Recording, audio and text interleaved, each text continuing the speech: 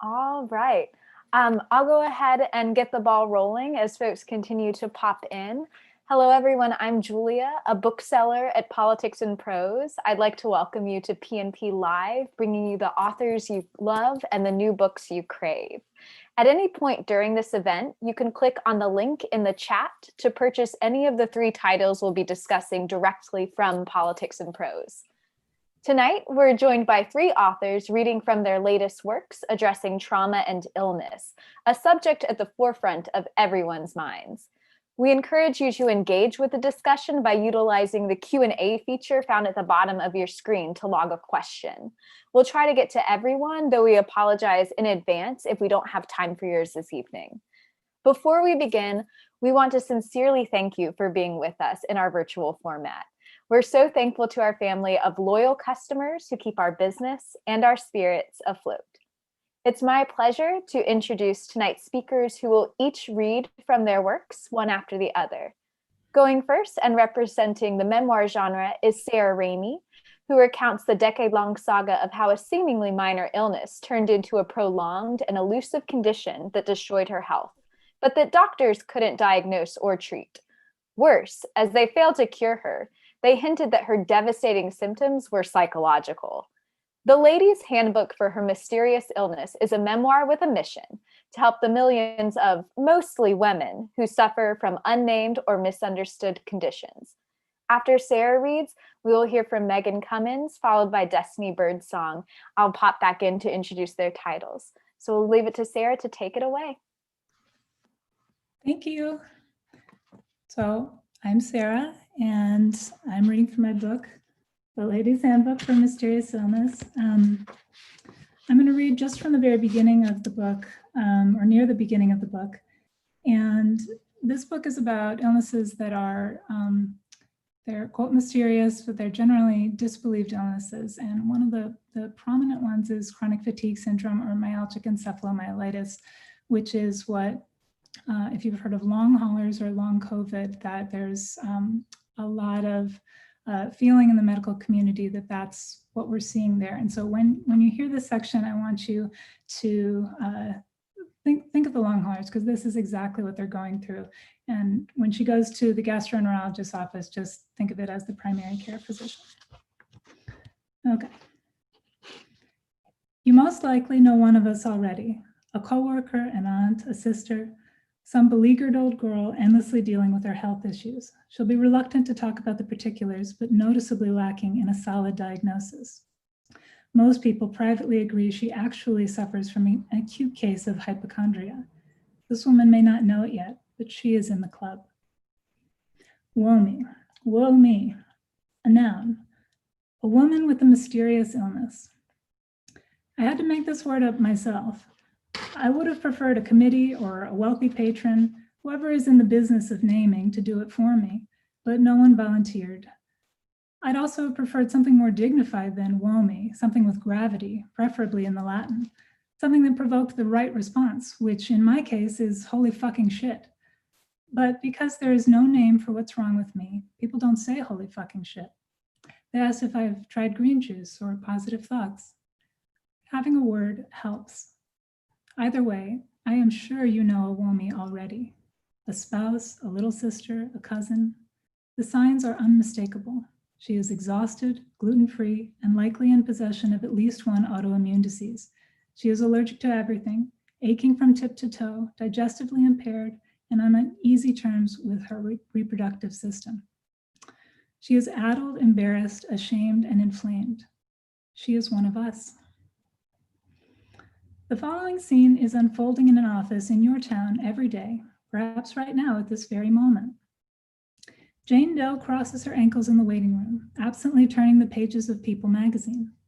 She looks around often, now at the oversized clock, now at the receptionist, now at the generic watercolors on the walls. Ms. Doe, a flat voice, calls out, "Dr. Bowles will see you now, second door on the left." Jane takes a seat in the doctor's office, regarding the diplomas on the wall. On the desk stands a life-size replica of the human intestinal tract. When Dr. Bowles bustles in, he introduces himself as he looks over her chart for what is clearly the first time.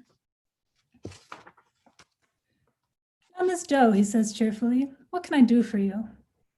The interaction begins very seriously, a furious scribbling of notes, a furrowing of the brow, a lot of nodding. The usual diseases are ruled out, and Jane confirms she has been tested twice for everything under the sun. Her primary symptoms are severe constipation, distension, and pain in the lower left quadrant of her abdomen. As the doctor pages through her thick medical file, Jane takes the opportunity to share some of the stranger non-bowel symptoms she has experienced. Aching in the bones, fatigue, itching, unexplained gynecologic symptoms, memory problems, brain fog, lower back pain. But the words are scarcely out of her mouth before she wishes she had kept her addenda to herself. She can see the red flags rising behind his eyes, and the note-taking slowly tapers off. Before she knows it, where once Sherlock Holmes scribbled furiously, hot on the trail, bent on solving her mystery, he now leans back in his chair, tip of his pen in the corner of his mouth, checking his watch. His look is saturated with understanding, for he has solved the case. What we have here is not a rare tropical disease, Watson.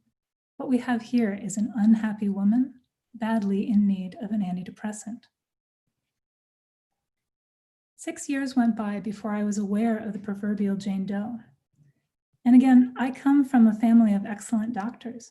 My mother, my father, my stepfather, even my grandmother was a famous endocrinologist. I am the absolute last person who should have walked off the medical cliff without so much as a wily coyote deadpan to the camera. But this is how it always begins. The appointment with Dr. Bowles will likely be followed by a similar experience with Dr. Vulva, only to be repeated with Dr. Ruma, who sends her on to Dr. Euro, and then Dr. Neuro, followed by Dr. Thyro, then possibly Dr. Cairo, and finally cycling back to Dr. Bowles. Since no light bulbs have gone off over anyone's head, off she goes to Dr. Freud. This long and very expensive chain of events is not only common for this type of patient, it is the norm. Now, it is well known that modern medicine all but requires doctors to think in algorithms. That is, they think of the patient as a set of mathematical variables, X plus Y equals Z. They look for the common signs and symptoms, X, corroborate it with evidence from the laboratory, Y, and based on the symptoms and the evidence, X plus Y, conclude that the patient has a disease, Z. Straightforward, effective, efficient, it is the baseline of medical training. This modern method doesn't waste valuable time or money with handholding, and it certainly does not encourage the patient to think of herself as a unique and special snowflake. No time for the fuzzy wuzzies. The problem here is that fuzzy wuzzy has come to include anything time-consuming at all, such as taking a full patient history. 15 minutes, which is now the average amount of time a doctor spends with their patient, aren't enough minutes to take the history of someone in the full bloom of health, let alone a very sick person, or a real survey of diet, exercise, sleep, and self-care. It is considered an indulgent to assess the patient's personal and emotional landscape, especially with extras like empathy and a sense of connection or concern. A quick diagnosis and prescription is more expedient, and though this mechanical approach is not as artful as it could be, it gets the job done of seeing 20 or even 30 patients in a day, which many doctors have to do if they want to make a living and participate with insurance companies. Algorithmic thinking has become necessary just to keep the job. Now, me personally, I'd prefer a large-hearted genius to take care of me, an empath and a mystic, a poet, a painter, a juggler, and a wonderful joke teller. I'd pay extra to hire out the mathematicians and statisticians to look at my lab numbers, but that's just me, and I won't impose my personal proclivities. It's not the root of the problem anyway. The real root problem here regarding the women with mysterious illnesses is this: the algorithm is wrong. There is a special suite of real and debilitating symptoms. You will hear me incant them over and over again to impress the point, that have mistakenly come to be seen as the telltale signs of a woman who can't cope with the pressures of real life. Extreme fatigue, aching in the muscles and joints, chronic pain, allergies, irritable bowels, frequent infections, endocrine problems, brain fog. Just mentioning these symptoms can induce a total eclipse in the physician's mind of the original complaint. Before she knows it, Jane is being rotated out of the office, not without a stop at the billing counter, into the elevator, down to the lobby, and out onto the street, blinking in the morning light, with nothing but a referral to a gynecologist and a script for Paxil. When I find myself describing the above scenario to a gathering of women, it surprises even me to see an entire room of vigorously nodding heads.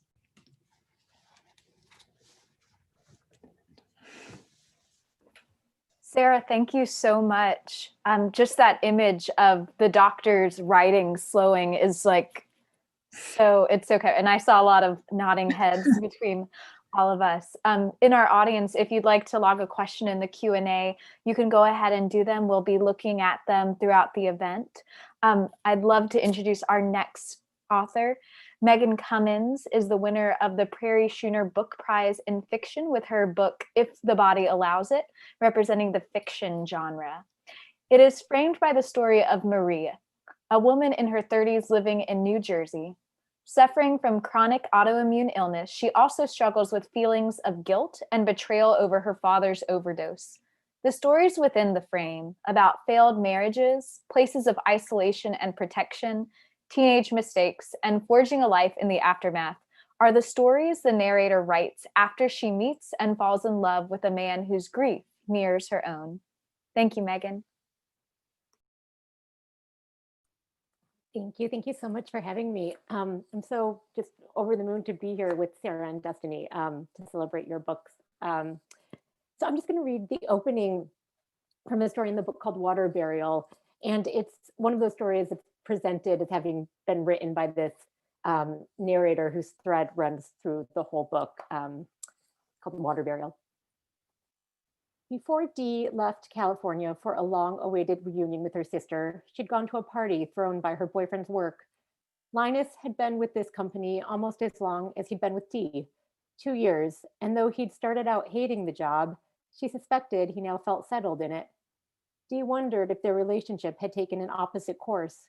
Comfortable in the beginning, it was starting to shock and prick them in unexpected and annoying ways. The work party had ended dramatically. She and Linus had fought, and now with Dee away in Boston, they were still on sour terms.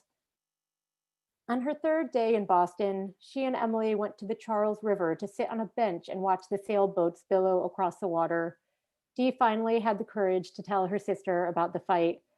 Emily spent more time studying lemurs in Madagascar than she did with people, and she didn't always understand the way Dee caused trouble with others in her life. I didn't want to fight with Linus that night, Dee said to Emily. I don't even know why it started. In truth, Dee had begun to realize why the fight had been brewing in her, why the mix of woes inside of her had turned frothy that night and foamed over.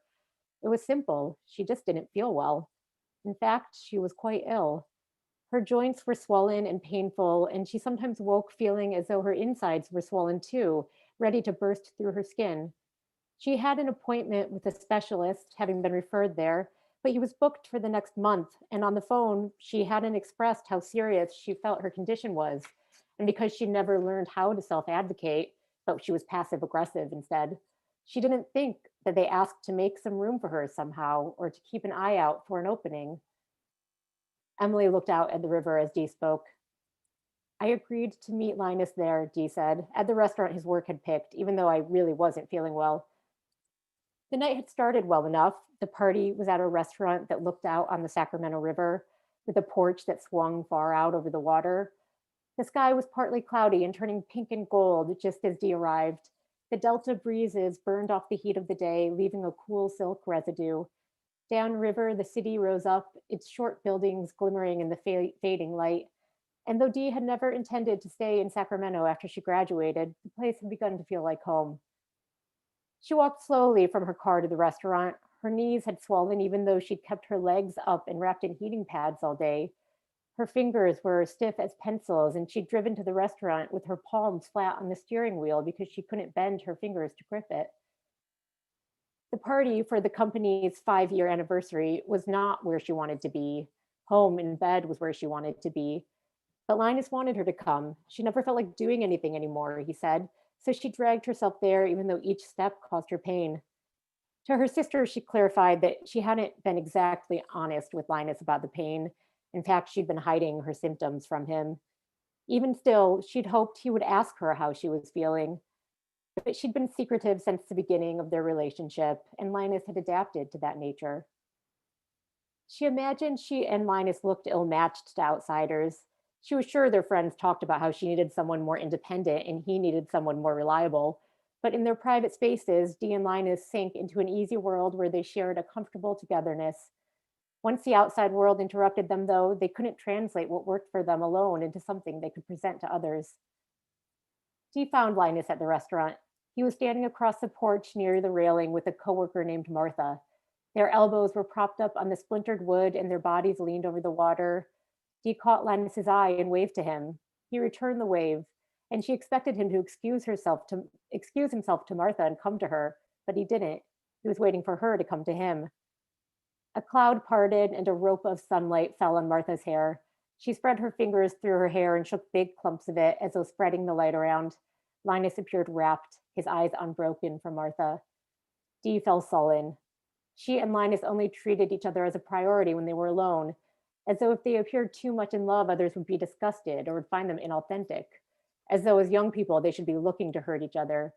Their friends seemed to think there was nothing to be learned from happiness. Dee was offered a margarita by a passing waiter, which she took. The salt on the rim stung her hands. The swollen joints had cracked her skin open, leaving paper-cut-sized slits on her palm and fingers. Dee sipped and pretended to look around for someone she knew, but she had already found her someone, and he was with someone else. She remembered when she'd met a woman who was tall and tattooed, with a severe expression on her face at a party a few months ago. She had intimidated Dee. Her name was Renee, and Dee had assumed she didn't allow men to give her any nonsense, that maybe she was a ball buster. But at one point, Renee turned to Dee and asked why the men at the party were gripping her hand so hard, so tightly when introducing themselves. "They're about to break my fingers," Renee said. "Are they doing that to you, too?" And Dee had realized that she, like the men around her, had assumed certain things about Renee because of her stature, her leather jacket, her tattoos. Now Dee felt something like maybe what Renee had felt. Because she needed her independence, Linus sometimes ignored her. But that wasn't what she wanted when she said independence, not quite. But maybe it was asking too much of a person to detect the more sensitive tremors of need that run inside another person, especially when she didn't know how to say what she wanted, when asking felt like whining, when needing to begin with felt like a betrayal of her own independence. Dee was inching across the patio because she couldn't find anywhere else to go. She wanted a chair but saw none. So she moved among the tables that were laid out with neat rows of canapes and fanned clusters of napkins. Finally, she was so close to her boyfriend that she could hover no more and simply had to approach him. That she couldn't approach him comfortably spelled trouble, but at the same time, she felt that there was something special and complicated about the relationship, even if they repelled each other, even if they had shifting ions of desire inside of them. But Linus smiled warmly at Dee and reached his arm out to pull her into a hug. He was happy to see her.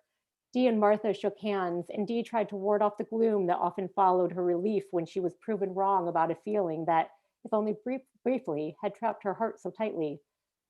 "We were just talking about you," Martha said. Dee, instead of feeling flattered, felt persecuted. Dee paused her story and looked at her sister, who was still staring out at the Charles River. The wind had forced the sailboat sideways at 45 degrees, and their bright sails skimmed the frothy white caps. "Everything okay?" Emily asked, because Dee had stopped speaking. "The next part of the story doesn't show me in the best light," Dee said. "That's okay," Emily said. "That's why you're telling me." Dee had smiled at Martha, she told her sister. She'd said, "Oh, really?" and glanced at Linus, who smiled a tight-lipped smile as though he'd known this wouldn't go over well. But Martha went on. "He was just saying that you sometimes make him eat freegan. That is, when you don't finish your own meal." "Yes," Dee interrupted. "I know what freegan means." Since they'd met, Linus had followed a vegan diet. Dee had briefly been vegetarian, but her protein levels had sunk so low she'd had to give it up. When she told Linus what her doctor had said, that she needed to eat a serving of meat the size of a deck of cards each day, she felt he didn't believe her, that he thought she hadn't tried hard enough to replace the protein in her diet and was using her weight as an excuse. Lately, even though she was eating meat again, Dee was still losing weight.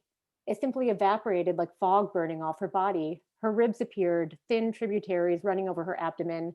When she swallowed food, the food passed through a balloon of pain near her lungs. Even a portion the size of a deck of cards was too much. She had no appetite these days. Even more than Linus hated eating meat, he hated wasting food. If her non vegan meal was going to get thrown away, he would finish it, citing freeganism. Lately, Dee was simply unable to clear her plate, no matter how badly she needed the calories. Nor could she bring herself not to take any food at all, as if that would mean giving in to whatever was going wrong inside of her. Linus had never complained about finishing her food. Until now, she had thought it was one of the ways they were secretly intimate, breaking the rules of Linus's diet together. Linus looked away from her and Martha at the slowly moving river, brown and murky. A hanging vine reached one tendril into the river and the water parted around it.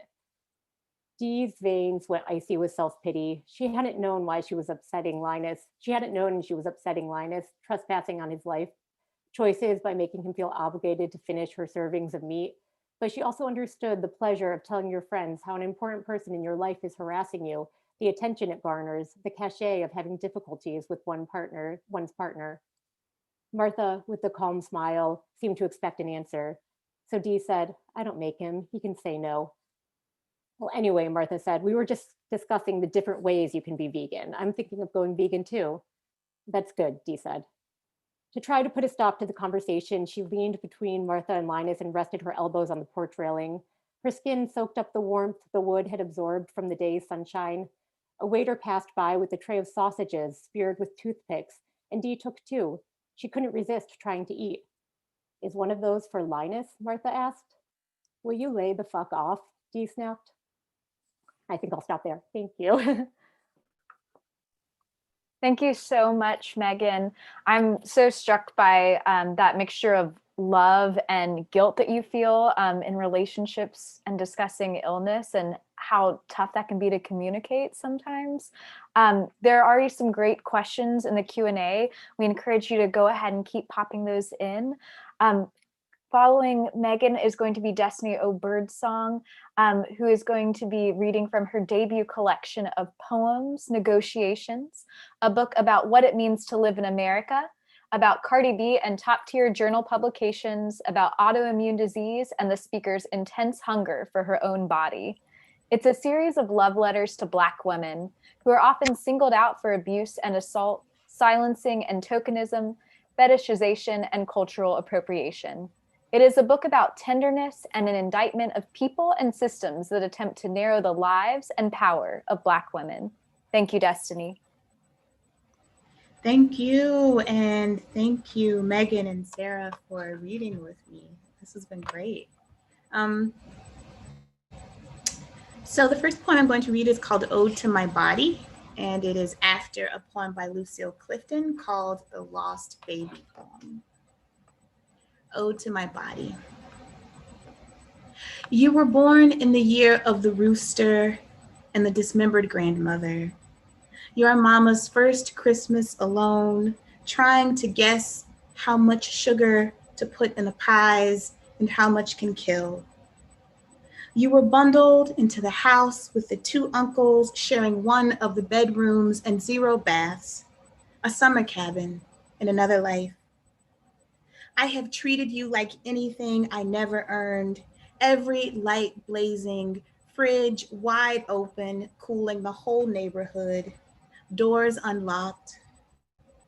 I don't know how you survived the years without sunscreen or health insurance, crabs from the first time I dropped nameless as apple seeds into the toilet, the Everclear, the laxatives, the Black and Milds. You should have happened to a more careful woman, never known anxiety or shame.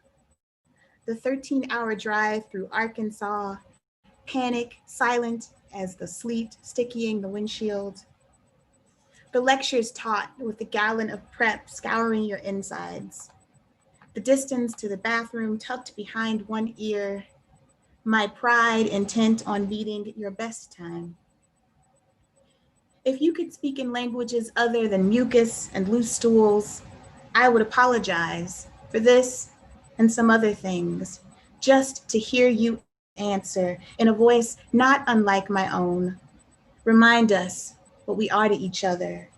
Echo, Narcissus, both drunk in their own guile, both murderous in their insistence of love. You should know I never looked at you and blamed your mother. Though it is true, I have wished you smaller, with more symmetry, like the stone of a fruit nestled in the slick flesh of the world. In so many ways, I have tried to discard you. Or I have cut you in two with water fasts, nicotine, stretched you to feed the men what they wanted, the women what they could love. And when you failed, and I have called you failure, whom could I blame? What wonder is it that your newest threat is your own patrol of cells, a house as divided as the country intent on stealing your coverage? It's all right that this is the most epic thing about you. And all right that, like your ancestors, you might leave with fewer parts than those with which you came. I would promise you good years between now and then, but who would I be fooling? Even now, I'm slipping you milk and slabs of bread smeared with butter. Like all your lovers, I know how much you can take, and I have come to love not you, but your refusal to be consumed.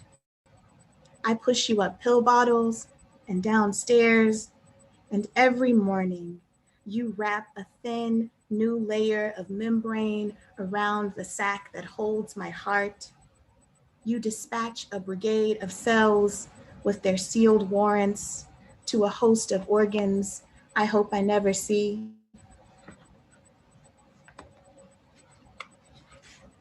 And this next poem is called Failed Avoidance of the Body in a Poem. Your therapist wants to know where in your body you most feel your anxiety. You tell her it's in the bones behind your face. They have their own music, like Ptolemy's universe, and chirp like shuriken, dancing in the road. Your therapist says you hurt because there are things you've never been taught to do. How to hold yourself in sleep, how to drive, how to live with men. Back when you were 5 or maybe 4, your father knelt before you for the last time, close enough that you could smell him, a zephyr of Cool's Filter Kings and leaving. He pushed the tricycle toward you, purple and white streamers, limp as hair on the handlebars. By the time you mounted the cranium-shaped seat, he was gone. Your new goal is to learn to breathe through bones, to make flutes of them. Although in reality, you are much more supple, a crooked fold of flesh that comes so quickly when called. You are the warm-bellied animal on the shoulder, coated in sunscreen and your father's curiosity. White-haired possum with his green eyes. You're now the oldest you may ever be. You have never before been this afraid. There are no bodies bound to rush into the room when yours becomes a bullet ringing the tiles. You know all about love's austere and lonely offices, checking your stools for blood, checking your breasts for lumps, checking your neck for swelling nodes, checking the locks, the coffee pot, and all the cracked eyes blinking wrath on the kitchen stove. Your own weep against a pillowcase you haven't washed. Stiff with the miasma of your hair, you stare at pictures of the girlfriend grinning in sunlight. You feel bad for not being taken with yourself more, but your body is all asymptotes and fractals. Your own skin splinters in the dark from its dense heat. The pieces come back together under a halo of prescriptions steeping your head in yellow light. Sometimes, while combing your hair, A sliver of cartilage lodges in your finger pad. You swallow the glittering blood and spit out the shard. Compared to your father, this is not unkind. Somewhere between your skull and the skin that swaddles it, all the songs you didn't know you needed to learn from him crescendo and fade to the rhythm of your breathing. And because I like to end with joy, I'm going to read one last quick poem about masturbation, and it's called Ode to My Penis. Pill crusher, needle flusher, coconut boiler of legs and the untouched space beneath breasts, butcher, baker, bathwater maker. And when 10,000 fall at my side and the phone goes dry, you are my hitching post of God's great grace. Bottle shaker, chalice faker, everything that ever poisoned us passed through, so too have the cures. You raised me from the dead, sinister digits. And if there's a right way to stroke raw honey from the lioness's mouth, you stumble but find it every time. Palm grazing her grizzle. How the swarm quiets for a moment. The pupils' areolas dilate their vein-webbed fronds. Oh, girl, who else rides me safely through Jerusalem, unsaddled on her simple back, or massages my slippery feet with her whirled hair? I'll never let your tunic drag the ground of want again. We'll have each other and live like Lazarus, unraveling his spool in the sister's stunned silence, the death oils slipping from his skin. Savior, you track mirrored light into my wilderness. A little spit, a little mud. At the first touch, I saw men as monstrous as marching trees. Then, after a second touch, just trees. Thank you so much.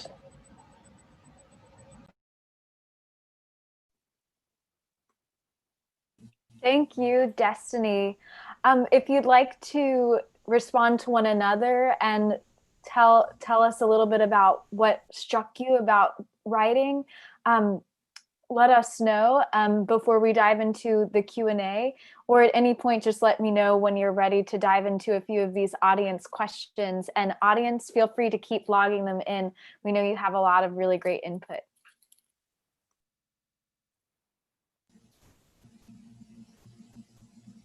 Wow, that was incredible to hear you both read from your books. And so I feel I could listen to both of you read all night. It's so amazing. I wanted to stand up and clap. Yes, So good. Yeah. Yeah, this was great. Yeah. One thing I was curious about for each of you, I know you both write in different forms. Music and Destiny, you write fiction as well. I would be curious how, like if you feel like the forms you've chosen, these works, a memoir and poetry, if you feel like there was something special about that form for sort of tackling these issues or approaching them that maybe would have been different in your other chosen sort of mediums. I know that's sort of like a sort of not super concrete question, but I would be very curious to hear your thoughts on that. Well, for me, I think I've written about illness in all of the genres that I write in, at least to some degree. And so there's a lot of cross pollination. But I think, whenever I sit down to write something, I do try to let the narrative kind of dictate its own shape. And even within the genre itself, if I'm writing a poem, I do try to let the story kind of identify what it needs. For example, there's a poem in the collection called Autoimmune, and it's a ghazal, which is a Middle Eastern form. It's written in couplets, and the last word of each couplet is the same word repeated over and over again. And then in the last stanza, you typically include the poet's name. And that poem actually started off as something very different, but it was about just the repetition of always having to give blood, being always having to sort of tangle with needles, whether I was administering medicine to myself or I was going to the doctor, I was getting tests done. And the hustle kind of just sort of sprung forth as like this really ideal form for the kind of repetition that I was looking for in that piece. So I don't know, for me, I think it's, you know, I let the story, I try to let the stories tell themselves how they want to be told, at least on the first pass. And then everything after that is deep revision and consideration and sometimes shifting forms if necessary. There are a few poems I've written that I think might actually work better as essays. And I'm determined to let that happen if that's what needs to happen for those pieces. So. Yeah, for me, it's really about, I just in listening to your response there, I'm realizing how much for different forms, whether it's music or writing, I'm using those forms to make, as a vehicle to both let the audience be able to feel something that I think can be very remote to people unless they have a personal experience with it, but also to kind of protect them from too much of the pain with it. Like I write, you know, when I'm writing about something, for me personally, it tends not to be too dark, even if the material is very, very dark. For me, I think I tend to use, you know, it's like in life, it's like a protective mechanism of using humor and facts and all of these different techniques essentially to let the reader feel safe so that they'll stick with me through all of the difficult stuff. And it's interesting, as I was thinking about that, I'm like, I don't know if that's a bad thing but it certainly is true. And then with music, it's more about just the pure feeling of it, of just not wanting to convey any facts or any lightness, but to just be able to feel in your heart with what I'm feeling in my heart. And that's what I try to do in that format. But yeah, it's interesting that you know, we have all these different tools in the toolbox, and I hadn't thought about why I'm using one here and one in another place. I actually had a question for you guys, which is that, Megan, something that Destiny and I were both nodding, is when you were talking about sometimes when illnesses are invisible, they you for a long time can keep them secret and private, and it can be very difficult to share with the people around you, even if they love you. And I was wondering if for either of you, if writing is a way to make yourself known, is that part of what brings you to writing, or is it you know, is that no problem for you? It's not, you have no trouble talking to people about some of these things? That's such a good question. I think, I mean, at first, absolutely. I think I was sort of becoming sick for much longer than I would let myself admit it, or, you know, I was reluctant to, you know, seek care, and it wasn't, you know, it wasn't dire yet, so I could sort of just pretend everything was okay. And definitely, I mean, I think writing, at least when I chose to start writing about it, which was sometime in grad school, I think that did help. I mean, it helped me understand things. I mean, by that point, I had a diagnosis and I'd been, you know, being treated for years, but I still sort of I kept that very separate. You know, it was just like, okay, well, I take the pills in the morning, and then it's like, I go about my day. And it wasn't until I started writing about it that I let it become actually a part of my life, which, I mean, obviously it was like a domineering part of my life and had been for years, but I was still sort of pretending it wasn't. And so writing about it helped with that, I think.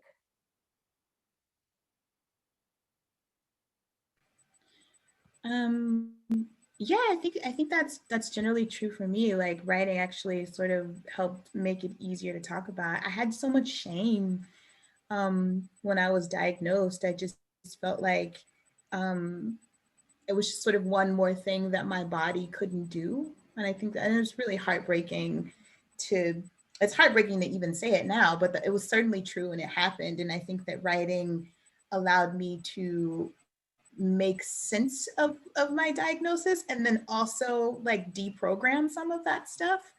and it has ultimately made it much easier to talk about, so much so that I get kind of shocked when I get around people who seem uncomfortable. And I'm like, oh, right, because, you know, discomfort is a thing. But yeah, absolutely. And writing has always been that for me, just sort of trying to make sense of the world around me. And it was just in this case that the world around me was my health. And it really helped with that for me. Yeah.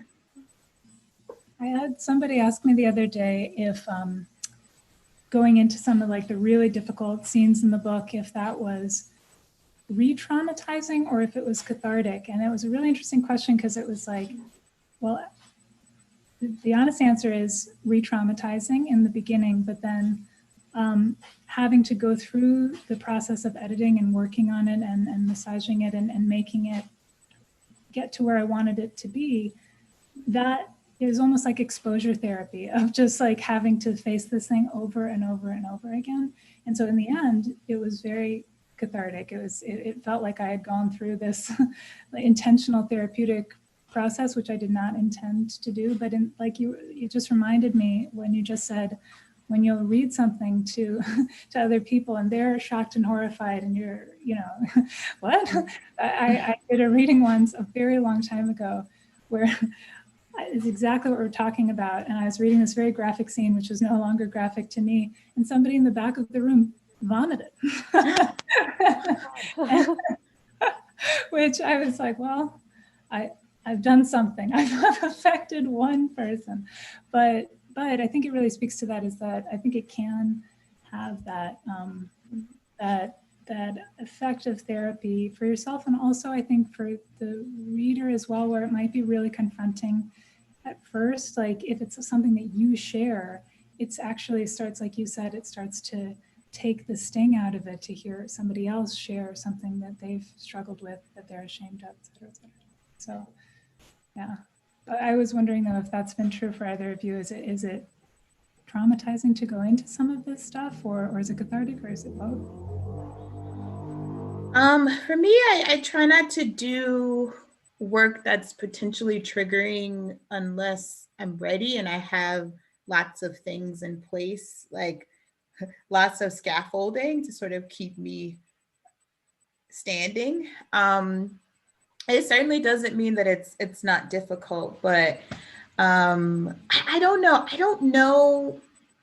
I had an experience over the summer where I'd written an essay like a long time ago, but it didn't get picked up until very recently.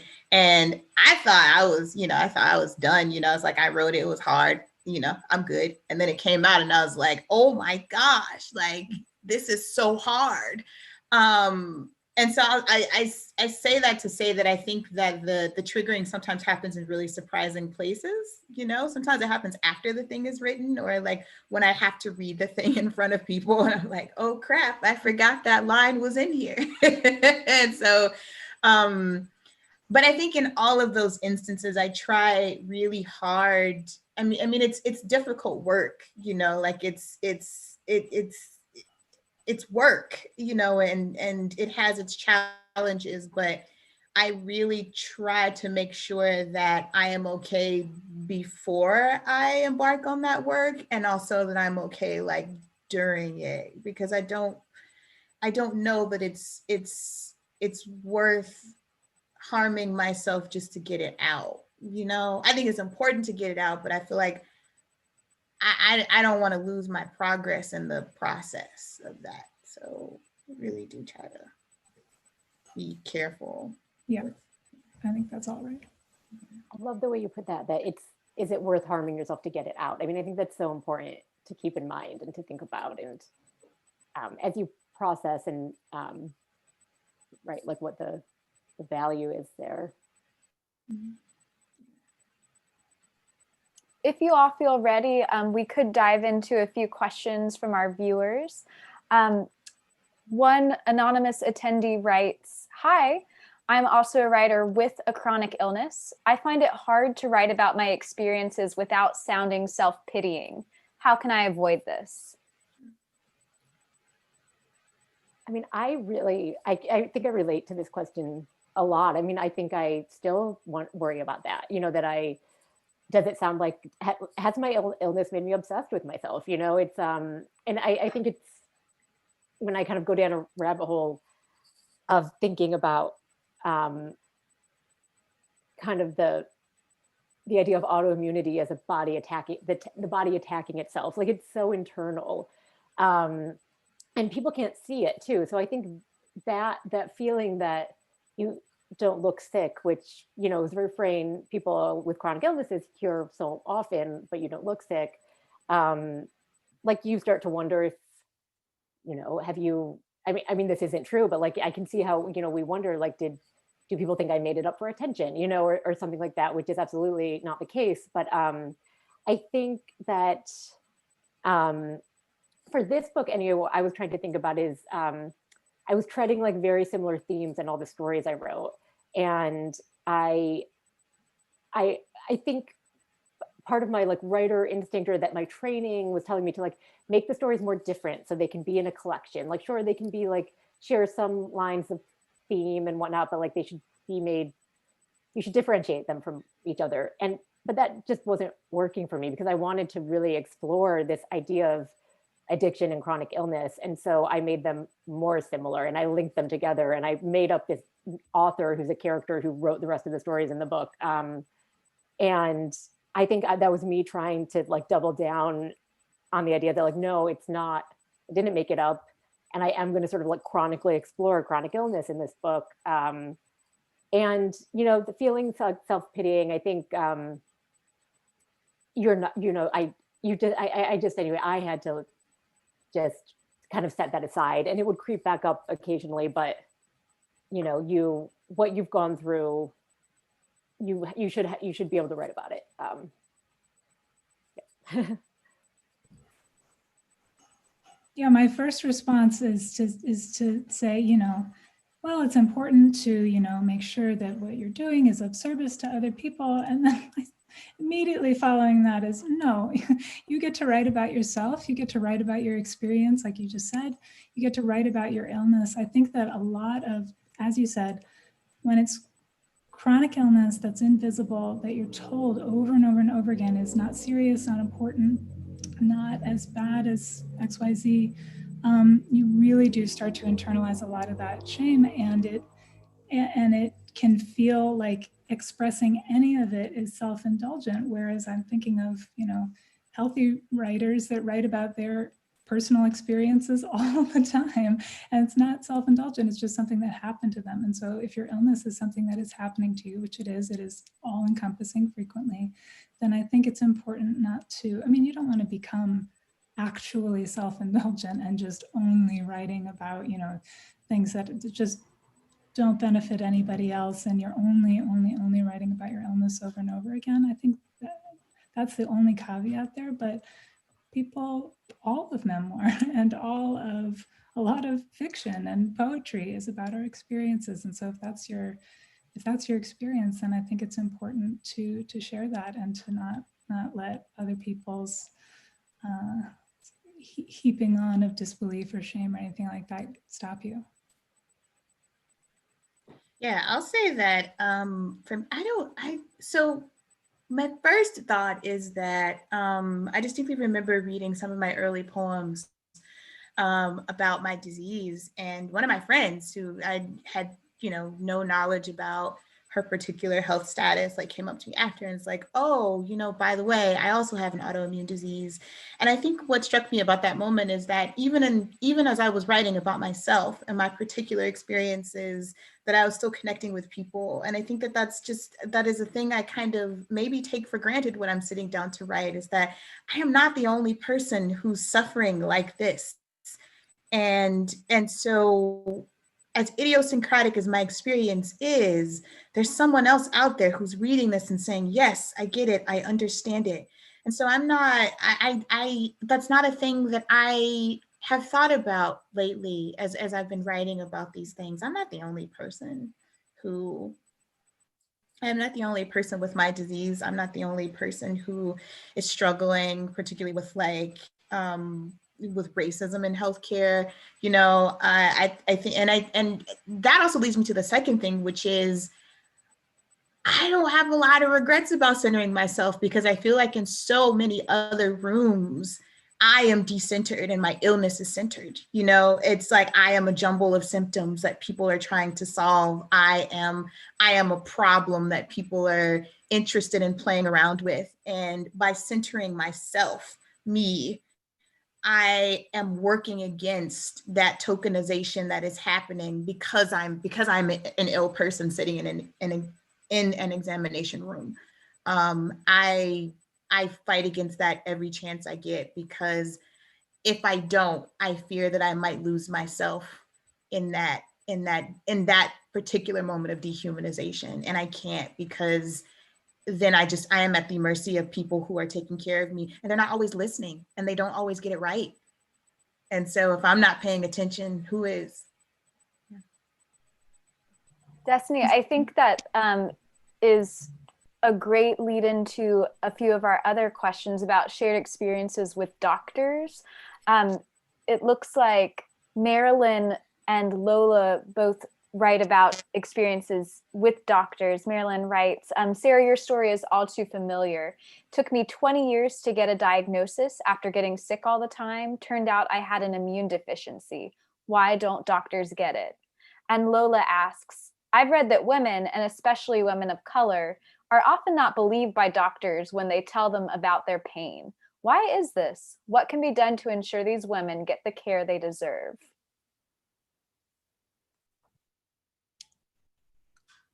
Bias. I mean, it's because there's a lot of unacknowledged bias in the medical system, whether that's sexism, whether it's racism, whether it's classism. There's a lot of these internalized biases that, just like we see in so many other institutions in this country and elsewhere, where people don't want, especially when they're these heroic institutions where we really rely on them and they do a lot of good work.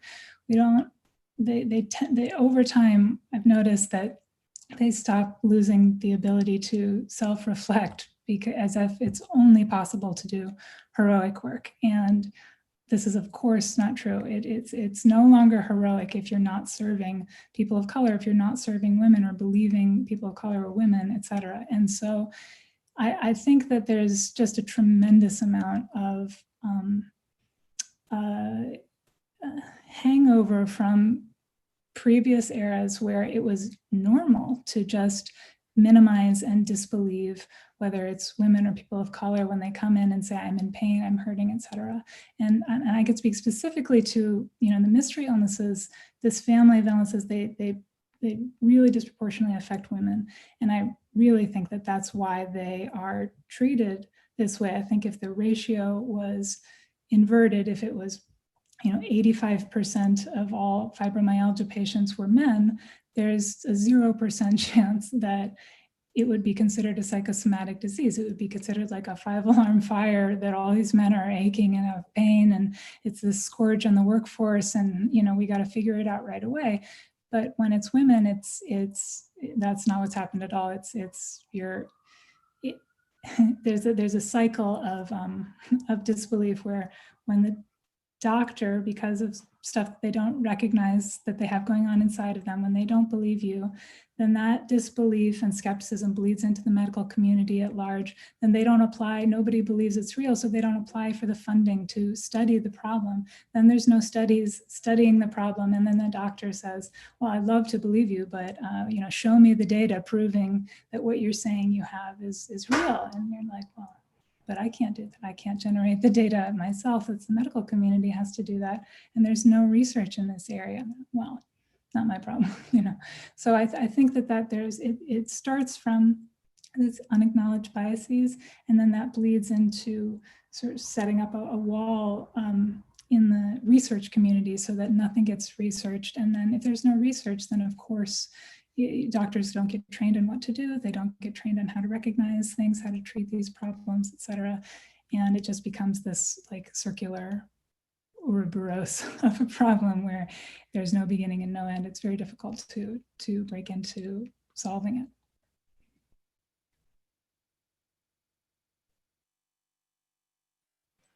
So I think I'm interested in the question about like how to address some of these issues. You know, I think it's really difficult it's difficult as a patient to think about that because it's like, well, I'm the one in need. Like, why should I be having to solve these problems? But I think that one way that's been really effective with me is just telling. It's just the telling. I had a very, very, very bad skin reaction to biologics, and it lasted for about a year. And it lasted because no one was listening to me. They told me, you have another autoimmune disease. You need to get over it and move on with your life. That was a lie.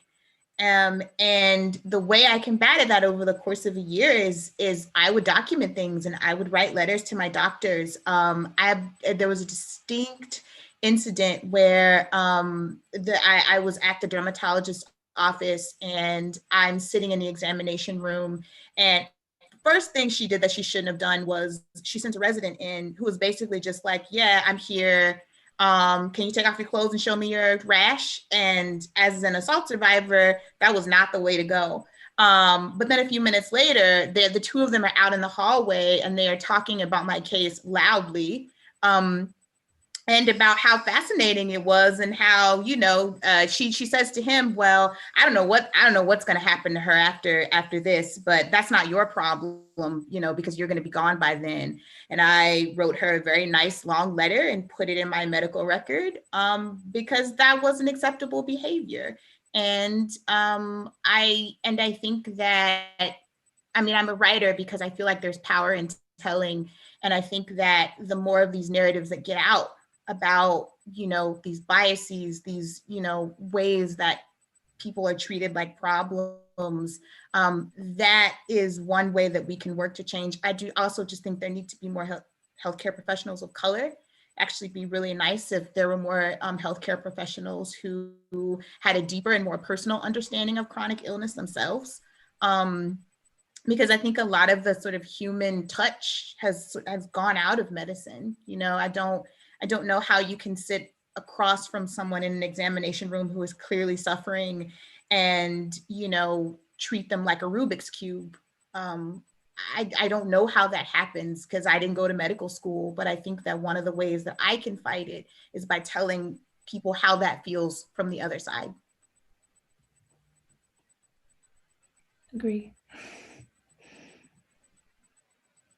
Thank you all. I think we'll end with one last question from Molly before we wrap up. She says, thank you all. And she's curious to hear you speak about COVID and illness writing. She says it's open-ended, so if you have any thoughts about that. And she also notes that she loves seeing the cats that walked by our video.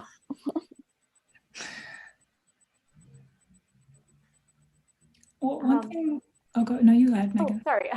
Please. No, I'm so interested in this question, and I know I had to shut my cat out of the room, or I actually texted my husband to ask him to call the cat away. But I'm really interested in COVID writing, or what will become COVID writing. I mean, we're just starting to see it now. I'm an editor at a literary magazine and books publisher, and what I've seen through our submissions is that we're starting to see a lot of like quarantine writing and pandemic writing from the point of view of, you know, those of us who were not sick and who have stayed inside and, you know, did not get COVID. At least I personally, I'm sure it's starting to appear or that it's out there, but I haven't read anything from anyone who's had COVID.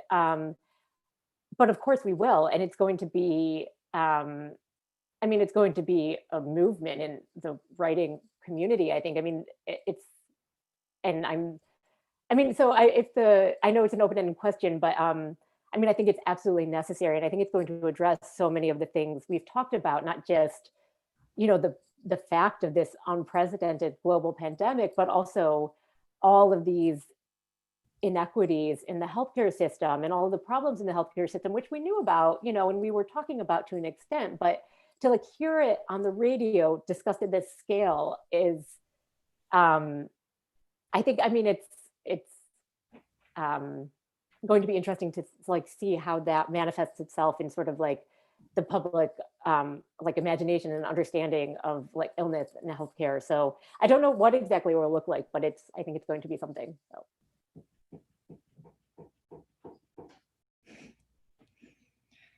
Yeah, I agree. I think that exactly what Destiny was saying. I'm happy. I'm so focused on the long haulers and long COVID, and they've been so vocal, and it has been incredible to see how that activism in that community, while the whole world is watching, is actually changing the way that we're treating a lot of other related problems. It's sort of bleeding over into, if we're going to talk about, a post-COVID syndrome, suddenly the door is open and all of us are like prying the door open for all of these other illnesses that are related to be spoken about as well. And so, and also to lend, everything that the experience that we've had of, whatever we can offer to the long haulers.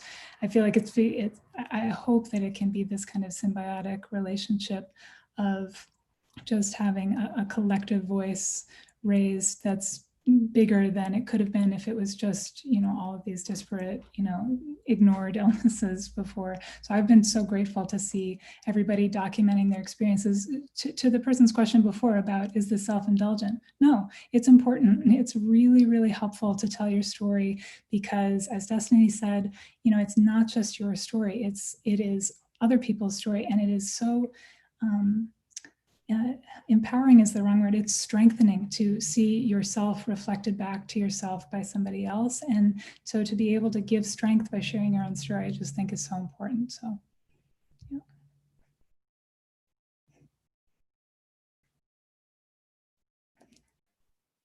yeah. With that, I think we're ready to wrap up this evening. I'm almost on the brink of tears over here. So many thanks to Destiny Birdsong, Megan Cummins, Sarah Ramey, and to our audience out there. Your patronage and dedication enable us to bring you PNP Live's amazing programming, and we wouldn't be able to do so without the book sales to support them. So you can follow the link in the chat to purchase Negotiations, If the Body Allows It, and The Lady's Handbook for Her Mysterious Illness, or you can do so by visiting politics-prose.com. And while you're there, check out our events calendar for the latest and greatest from politics and prose. And from one book lover to another, stay strong, stay safe, and stay well read.